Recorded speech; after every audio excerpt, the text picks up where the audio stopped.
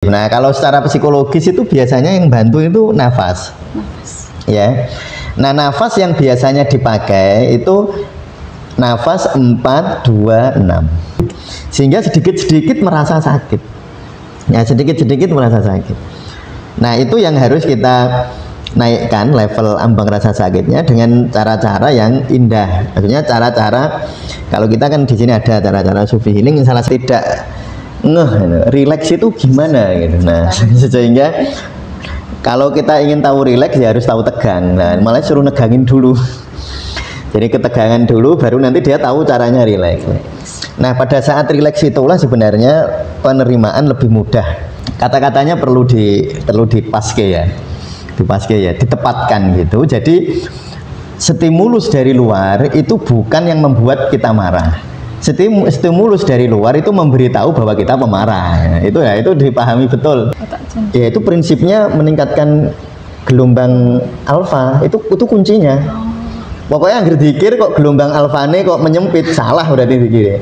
Lihatlah nafasku. Apakah aku tergesa-gesa? Apakah ia tersendat? Selama nafasku tetap tenang, maka hatiku bersama Allah. Nah, sekarang kita akan praktek ya. Kita akan praktekkan nafas tadi 4-2-6. Nanti waktu tarik nafas, nanti terima. Lalu waktu menghembuskan nafas.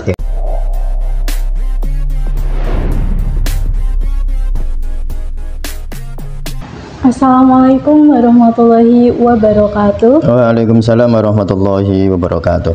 Halo sahabat tasawuf Indonesia, salam bahagia untuk kita semua. Kita berjumpa lagi di sesi ngobati ngaji pengobatan sufi channel YouTube Tasawuf Indonesia.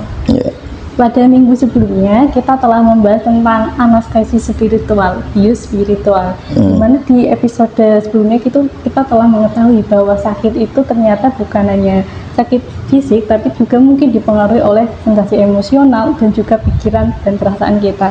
Nah, untuk kemarin kita udah mempelajari cara mengatasinya itu melalui penerimaan, dan salah satu gerbang penerimaan itu melalui relaksasi. Kita bisa menggunakan relaksasi progresif sehingga kita bisa rileks itu ketika kita menegangkan tubuh kita. Dan sebenarnya relaksasi progresif itu tidak hanya bermanfaat bagi fisik saja, tetapi juga ada manfaatnya untuk psikologis kita, untuk perasaan dan pikiran kita. Untuk lebih lanjutnya kita akan menyelaminya bersama Abah Mustahil. Oke, Abah. Untuk kemarin kita udah ada contohnya juga nggak, Abah, untuk anestesi spiritual, contohnya keluhan fisik seperti gatal tuh di jari suntik. Nah, hari ini kita mungkin akan mempelajari lebih lanjutnya ke ranah yang pikiran dan perasaan atau emosinya. Itu seperti apa, Mbak, untuk yang sakit?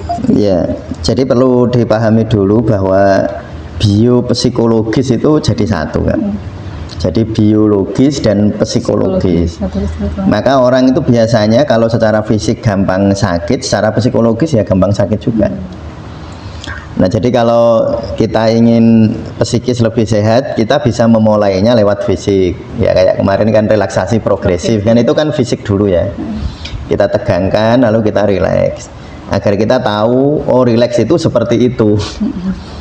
Karena itu sangat sering ya di dalam praktek di klinis ya, praktek klinis itu. Orang itu nggak tahu rileks itu kayak apa, itu banyak loh, nggak tahu. Mungkin kalau bagi kita atau bagi para pendengar, kawan-kawan sufi mungkin rileks masa nggak tahu. Lo banyak di masyarakat itu, di masyarakat kita yang kita temui di klinik itu atau problem klinis, misalnya kayak mungkin kami kan kita ikut ada pelatihan zikir nafas itu ya. Itu kan banyak masyarakat yang ternyata ya tidak rileks itu gimana gitu. Nah, sehingga kalau kita ingin tahu rileks ya harus tahu tegang. Nah, malah suruh negangin dulu. Jadi ketegangan dulu baru nanti dia tahu caranya rileks. Nah, pada saat rileks itulah sebenarnya penerimaan lebih mudah. Penerimaan psikologis ya. Itu masih psikologis, kita masih bahas yang psikologis ya. Nah, sehingga sebenarnya orang-orang sakit psikologis ya, kan ada sakit fisik ya mungkin tadi ya nyeri karena atau gatel atau nyeri atau sakit kepala atau bau kenceng atau perut mual ya. Tapi juga ada sakit psikis. kecemasan, ketakutan, kegelisahan, itu kan dia sakit juga. Lalu mengapa orang kok ambang rasa sakitnya begitu rendah? Jadi ada istilah ambang rasa sakit ya kayaknya. Jadi kalau orang ambang rasa sakitnya tinggi, itu nanti dia nggak gampang merasa sakit. Tapi kalau orang ambang rasa sakitnya terlalu rendah, ya sidik-sidik sakit. Ya sederhananya begini. Kalau misalnya ambang rasa sakit psikologisnya Kak Ami itu tinggi, saya membentak Kak Ami nggak akan sakit hati karena kan ambangnya tinggi. Tapi kalau ambang rasa sakitnya Kak Ami itu terlalu rendah, saya nggak usah bentak, saya cuma cuma gitu aja, cuma ada suara sedikit keras, mungkin Kak Ami langsung merasa sakit. Karena memang ambang rasa sakitnya itu terlalu rendah. Nah, kita sangat baik meningkatkan ambang rasa sakit, tapi sebaiknya bukan dari sesuatu eksternal, bukan dari luar kayaknya. Misalnya dari obat-obat itu kan meningkatkan ambang rasa sakit juga. Cuma problematikanya kalau itu dari obat kan ada resiko-resiko lanjutannya. Misalnya jadi lemahnya saraf, jadi ada efek-efek samping yang lain. Maka cara meningkatkan ambang rasa sakit itu jangan ada substansi yang masuk. Substansi itu misalnya obat, bahkan herbal sekalipun sebenarnya. Iya, dari eksternal. Kecuali dia hanya meningkatkan level energinya, kayak akupresur itu kan meningkatkan level energinya, bukan langsung mempengaruhi ke ambang rasa sakitnya. Nah, yang paling bagus sebenarnya cara-cara tasawuf ya. Nah, tapi tasawuf juga tentu ada level-levelan ya. Tadi berbicara sama ambang rasa sakit psikologis, mungkin kalau yang secara fisik itu melalui obat gitu bisa, tapi mungkin yang secara psikologis itu kayak pembahasan brainrot kemarin ya, scrolling media sosial. Oh iya, itu nanti ambang rasa sakitnya jadi rendah banget jadi sudah sakit hati gitu. Jadi kalau orang terjadi brain rot atau pembusukan otak ya, mungkin teman-teman kalau pengen tahu tentang brain rot bisa di podcast kita beberapa minggu yang lalu ya, ada tentang brain rot itu juga bisa menyebabkan ambang rasa sakitnya rendah banget. Jadi ya ini saya ngasih contoh, ini bukan berarti menyinggung siapa ya. Misalnya gini Kak, kalau dulu kita sekolah ya, zaman saya sekolah kan guru galak itu banyak. Guru galak, bahkan maaf ya kadang-kadang itu kalau kita kurang disiplin itu bokongnya dipukul gitu. Tapi ya dulu kita nggak terlalu merasa itu gurunya galak lalu membenci sih, nggak, malah kadang-kadang guru galak itu dekat sekali sama murid-murid. Tapi kalau sekarang kan kayaknya fenomenanya kan nggak demikian ya. Jadi ketika ada orang suara keras sedikit, jadi ya terlalu lembek gitu mental kita itu kalau kita terjadi brain rot itu. Nah, itu salah satu penyebab ambang rasa sakit turun gitu, sehingga sedikit-sedikit merasa sakit ya, sedikit-sedikit merasa sakit. Nah, itu yang harus kita naikkan level ambang rasa sakitnya dengan cara-cara yang indah. Maksudnya cara-cara, kalau kita kan di sini ada cara-cara sufi healing, salah satunya zikir nafas ya. Nah, dengan nafas itu loh kan. Nah, itu sebenarnya sama kuncinya ya Kak ya. Sebenarnya obat bius atau bius spiritual atau anestesi spiritual itu prinsipnya sama, menerima. Itu rumus. Nah, cuma kan lalu pertanyaannya menerimanya itu gimana gitu. Caranya. Ya, pertanyaannya kan selalu begitu. Ya, teorinya tetap ketika orang menerima rasa sakitnya turun. Rasa sakitnya, ambang rasa sakitnya naik, lalu rasa sakitnya turun. Orang ceguan, gak purian, gak ngambekan gitu. Jadi kalau orang ngambekan itu ambang rasa sakitnya rendah sekali. Dan itu harus kita kasihani sebenarnya. Karena kasihani, karena kadang-kadang orang seperti itu nggak usah disakiti ya sudah sakit duluan. Jadi sakitnya karena diri sendiri. Iya, sakitnya ada di dalam dirinya sendiri. Seperti yang saya pernah dengar kata-katanya Surya Mentaram yang bilang larane itu dudu wong liya tapi dirinya sendiri dan kepinginnya dewe gitu. Jadi Nah, itu Surya Mentaram itu menurut saya salah satu tokoh yang harus suatu saat kita bahas juga kan, karena itu tekniknya luar biasa, tekniknya sangat indah, tekniknya sangat, dan bagi saya itu, saya kan punya buku Surya Mentaram ada 5 bukunya tentang judul-judul Surya Mentaram yang dari tulisan ini, dari pernah ada jadi tesis atau apa gitu, itu juga saya punya buku. Itu sangat luar biasa, dan memang betul kata beliau bahwa sakit itu yuk awakmu dhewe asli, bukan dari luar. Luar itu memberitahu bahwa kamu sakit gitu. Misalnya, ya, cerminnya. Luar itu kayak ini loh, kayak pemberitahuan. Jadi misalnya kalau saya ini di hati saya gampang marah. Terus Kak Ami tiba-tiba suatu ketika saya bilang, Kak Ami, nanti podcastnya jam 8 ya. Terus Kak Ami bilang, nggak bisa, pokoknya jam 7 nih. Nah, terus saya marah. Sebenarnya bukan Kak Ami menyebabkan saya marah, bukan. Saya ini sudah pemarah memang. Di dalam hati saya ini sudah marah, lalu Kak Ami berkata enggak, pokoknya jam 7 itu, lalu saya marah. Kak Ami itu hanya memberitahu bahwa saya pemarah. Sebenarnya bukan Kak Ami menyebabkan saya marah. Itu kata-katanya perlu dipaske ya. Dipaske ya, ditepatkan gitu. Jadi stimulus dari luar itu bukan yang membuat kita marah.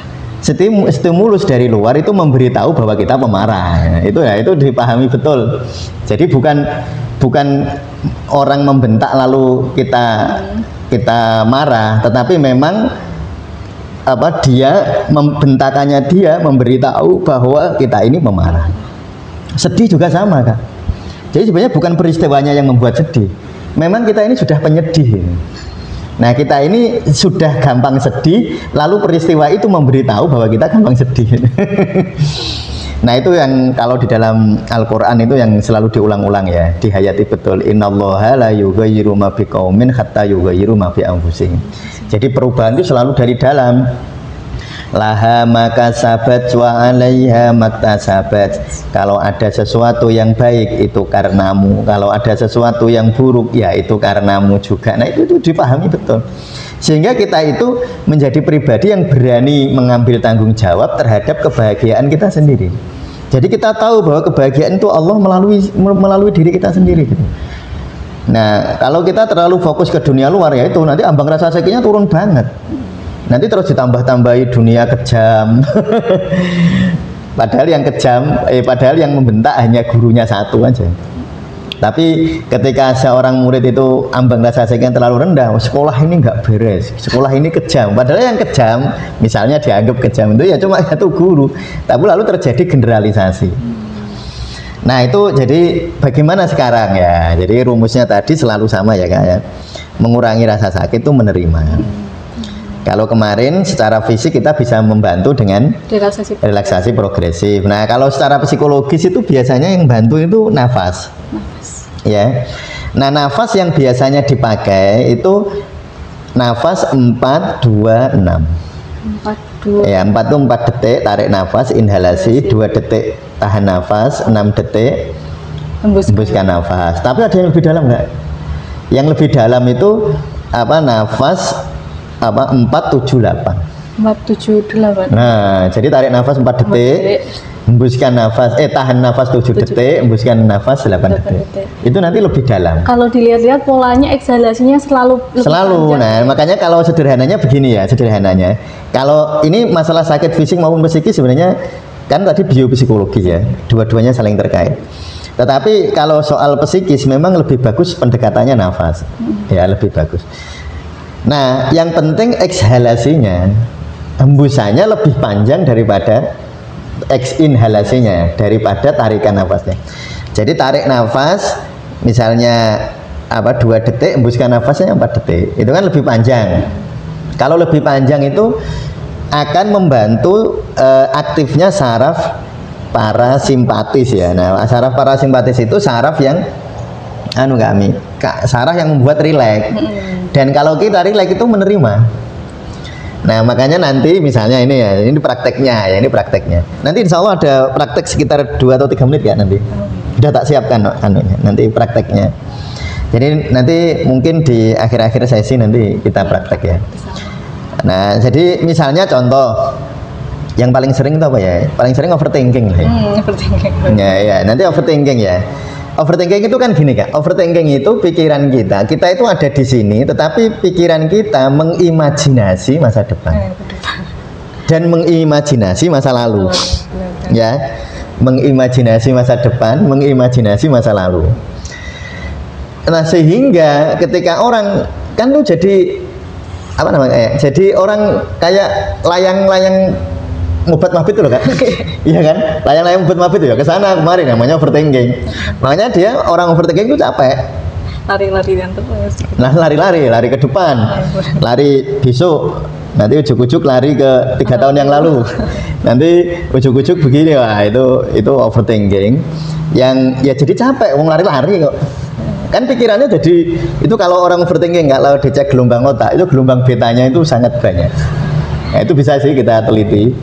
Ya, ada penelitiannya juga. Ya, kita juga pernah meneliti ya. Kita juga pernah meneliti gelombang otak. Tapi kayaknya kita belum pernah bahas gelombang otak ya, Kak? Belum, di podcast ini. Padahal kita sudah banyak penelitian ya tentang gelombang otak itu. Nah, nanti kita sampaikan juga ke kawan-kawan sufi tentang jadi kalau orang nafas, dikir nafas, itu gelombang alfanya itu naik mesti.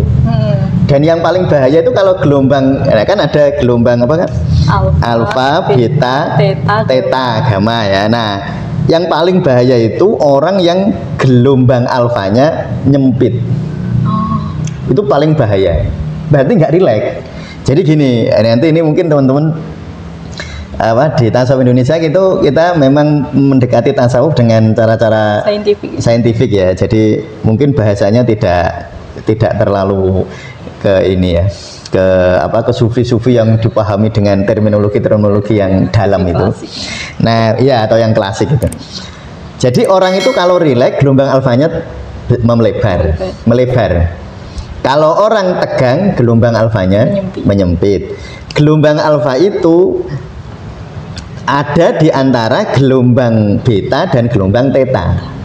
Nah, kalau yang tengah ini nyempit, stimulus energi, sebut saja energi ya, dari gelombang theta ke gelombang alfa, jadi ke gelombang beta, nggak ada jalannya, karena sempit. Ya, teman-teman bayangkan kalau mau suatu tempat, misalnya mau dari kota Semarang ke kota Demak, terus jalannya nyempit, macet nggak?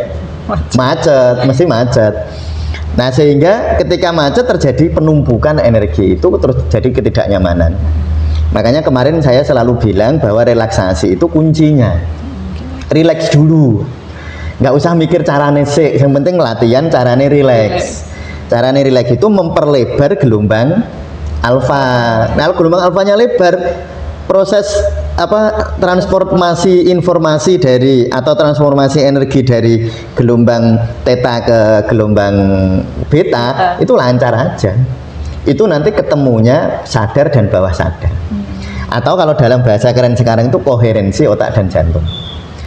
Ya, itu prinsipnya meningkatkan gelombang alfa, itu kuncinya. Pokoknya yang dikir kok gelombang alfane kok menyempit, salah berarti dikir. Bukan salah syariatnya loh ya, maksudnya salah nggak bermanfaat secara psikologis, apalagi secara rohani. Ya, jadi ini bukan saya nyebut salah zikir itu dan disebut salah secara syariat loh ya. Nanti terus orang nggak boleh zikir, enggak.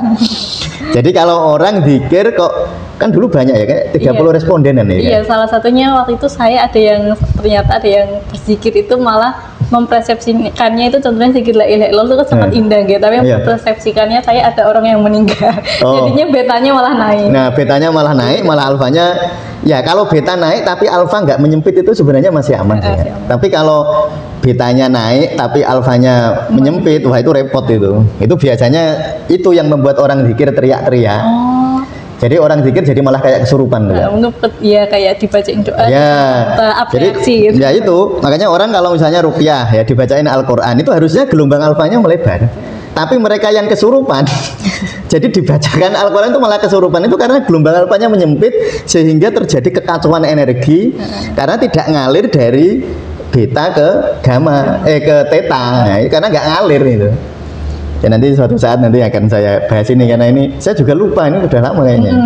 Ya, tahun yang lalu ya penelitiannya. Ya baik. Nah nanti jadi sekarang kita balik ke anestesi psikologis ya. Nah tadi nafas yang dipakai 4, 2, 6 ya. 4, 2, 6 ya. Nah 4 detik tarik nafas, 2 detik tahan nafas, 6 detik menghembuskan nafas. Ini akan membuat orang yang overthinking tadi itu nggak kemana-mana kan. Biasanya tahan nafas itu yang membuat orang balik ke fokus ke hari ini gitu, atau fokus ke diri. Itu biasanya tahan nafasnya. Makanya kan kalau di zikir nafas ada latihan menyadari jeda. Oh, sudah. Nah, itu sebenarnya untuk kembali ke diri. Nah, jadi nanti waktu seperti itu baru ketika sudah latihan 4 detik tarik nafas, 2 detik tahan, 6 detik hembuskan nafas. Nah, setelah beberapa misalnya 2-3 kali baru di dalam hati saya terima overthinking saya ini, ya kan gitu kan, overthinking tadi ini kasusnya ya.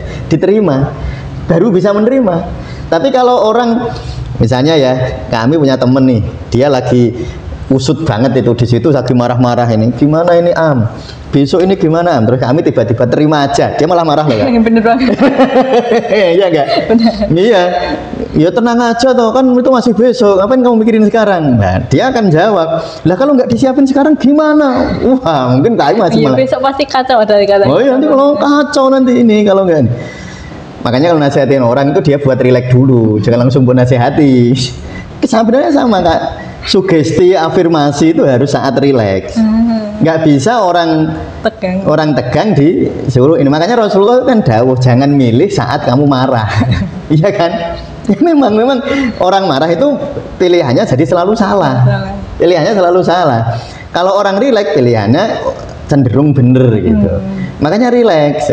Sehingga latihan rileks itu penting ya, makanya kayak kemarin ada ya apa relaksasi progresif. Nah sekarang pakai nafas itu, nafasnya 4, 2, 6 itu kita bisa pakai itu.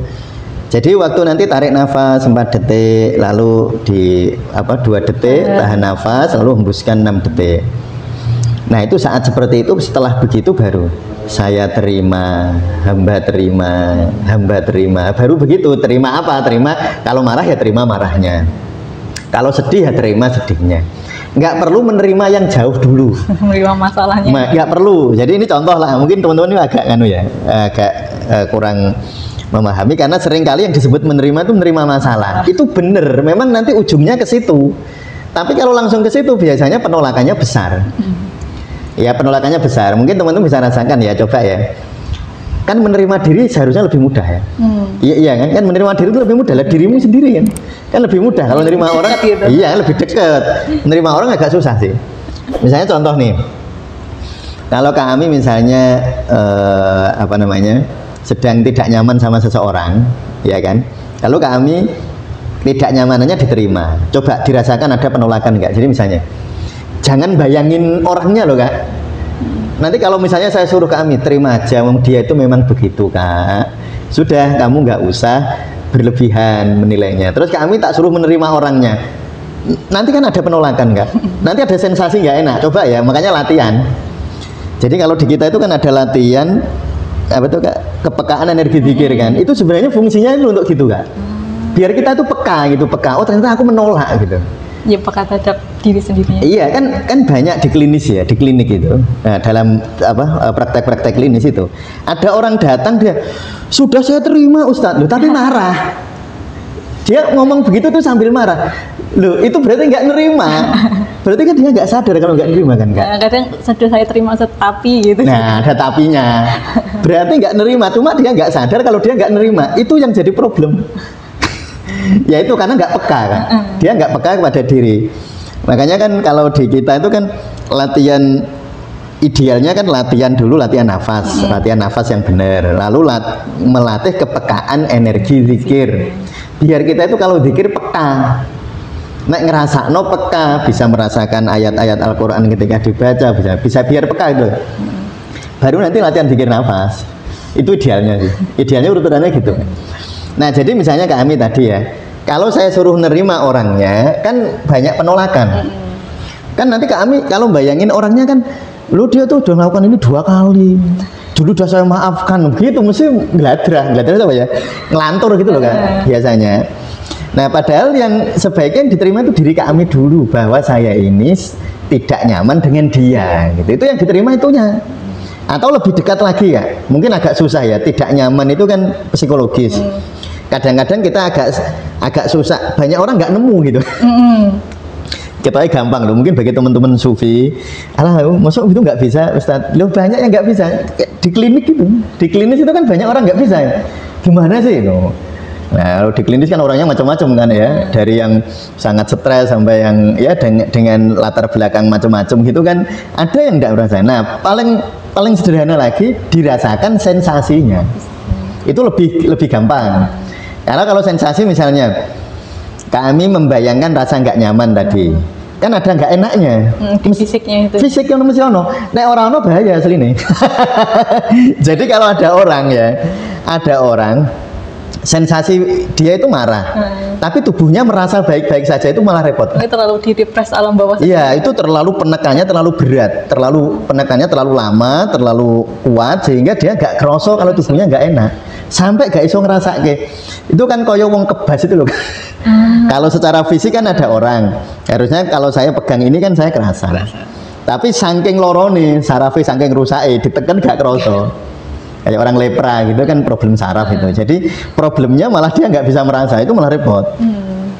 Jadi kalau teman-teman itu misalnya marah tapi kok nggak bisa merasakan nggak enaknya di tubuh ya. Nah, coba teman-teman itu memang kemungkinannya memang dia sudah cukup bisa menerima, atau yang kedua memang rasa sakitnya terlalu dalam. Itu kemungkinannya dua gitu ya. Ya memang mungkin bisa memang betul memang nggak ada, atau tetapi bisa, dan yang paling sering itu sebenarnya bisa karena itu tadi rasa sakit yang terlalu dalam, direpresi terlalu lama dan terlalu. Nah, jadi lalu kembali lagi ke nafas ya tadi 2, 4, 6, tarik nafas 2 detik, tahan 4 detik, atau 4 ya, 4, 2, 6 ya, tarik nafas 4 detik, tahan 2 detik, hembuskan 6 detik, sambil nanti setelah 2-3 kali baru penerimaan. Yang diterima perasaannya yang nggak nyaman, atau sensasi tubuh yang nggak nyaman, itu yang diterima. Nanti diterima waktu tarik nafas itu terima, waktu hembuskan nafas ikhlas, waktu tarik nafas terima, hembuskan nafas ikhlas. Ini cara-cara material. Cara-cara material. Nanti insya Allah kalau yang minggu depan kita masuk ke ruang spiritualnya ya. Tapi ini saya kira sangat penting dan untuk kita pelajari ya kayaknya. Untuk pelajari agar, karena sebenarnya problem yang kita hadapi sekarang itu kan paling banyak problem emosi sebenarnya.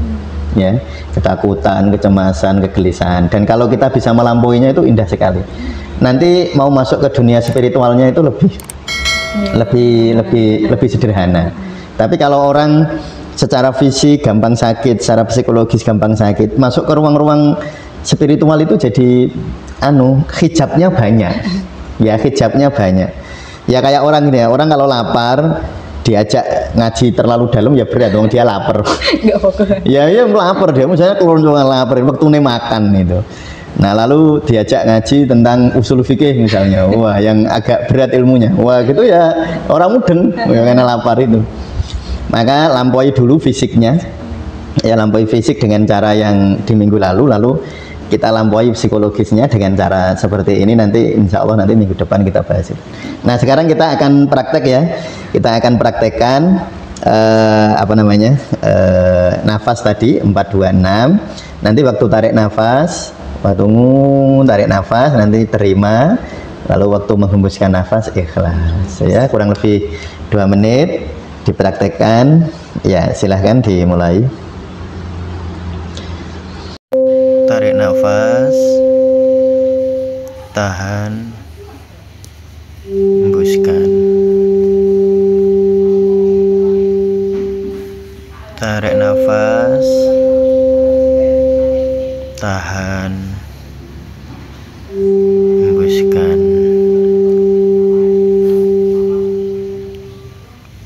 terima,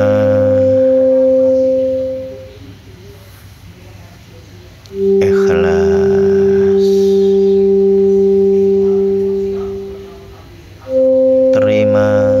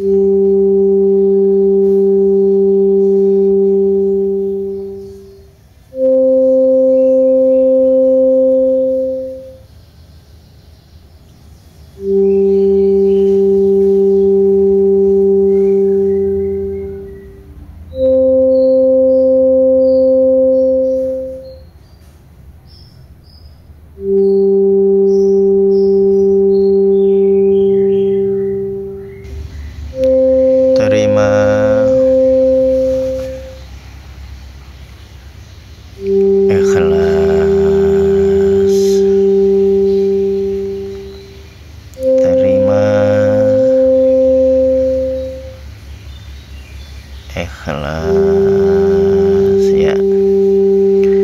Cukup.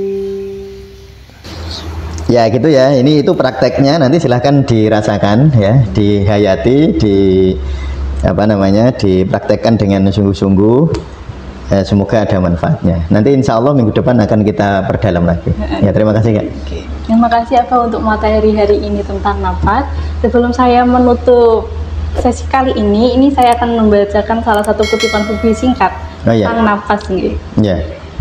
Ada kisah tentang seorang mursyid yang melihat gurunya dihina orang di pasar. Si murid marah dan ingin membalas, tapi sang guru hanya tersenyum, lalu berkata, "Lihatlah nafasku. Apakah aku tergesa-gesa? Apakah ia tersendat? Selama nafasku tetap tenang, maka hatiku bersama Allah." Nah, dari sini kita lihat bahwa nafas itu juga merupakan salah satu ciri dari ketenangan. Jadi ketika kita melatih nafas, kita akan tenang, rileks, dan akan lebih mudah untuk menerima keluhan fisik kita. Oke, terima kasih sekali lagi Abah untuk hari ini dan sesi praktiknya. Untuk teman-teman yang ingin melihat kelanjutan dari sesi anestesi spiritual ini, kita lanjutkan di episode selanjutnya. Terima kasih. Wassalamualaikum warahmatullahi wabarakatuh.